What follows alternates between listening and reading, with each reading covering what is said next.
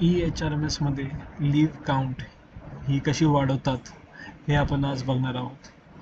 इथे nodal officer click केल्यावरती इथे लेफ्ट साईडला सेटिंग्समध्ये मॅनेज लीव्ह काउंट कॅटेगरी ह्याच्यावर क्लिक करायचं आहे. ह्याच्यावर क्लिक केल्यावरती ॲड कॅटेगरी करायचं आहे. साधारण PC to PI यांना फक्त 20 दिवस CL आहेत. PC to PI हे कॅटेगरी टायटल टाकल्यानंतर कॅटेगरी क्रिएट होते व तसेच ही जी कॅटेगरी आहे ती तुम्ही एडिट करू शकता.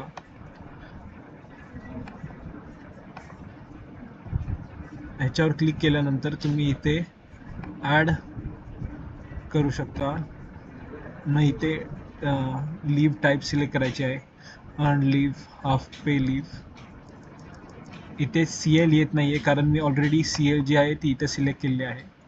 मी इथे तर CL ला एडिट करणार आहे व तसेच काउंट हे असे 20 करणार आहे व इफेक्टिव्ह डेट कुठल्या तारखेपासून तुम्हाला ते एम्प्लॉयला इफेक्ट होताना बघायचे आहे ते इकडे सिलेक्ट करायचे आहे आणि हे सिलेक्ट केल्यावर सेव्ह करायचं आहे. हे सेव्ह केल्यानंतर इथे बॅक करून इकडे असाइन एम्प्लॉय करायचे आहेत. सगळे जे तुमच्या एम्प्लॉयला 20 काउंट तुम्हाला द्यायची आहे त्यांना असाइन करायचं आहे.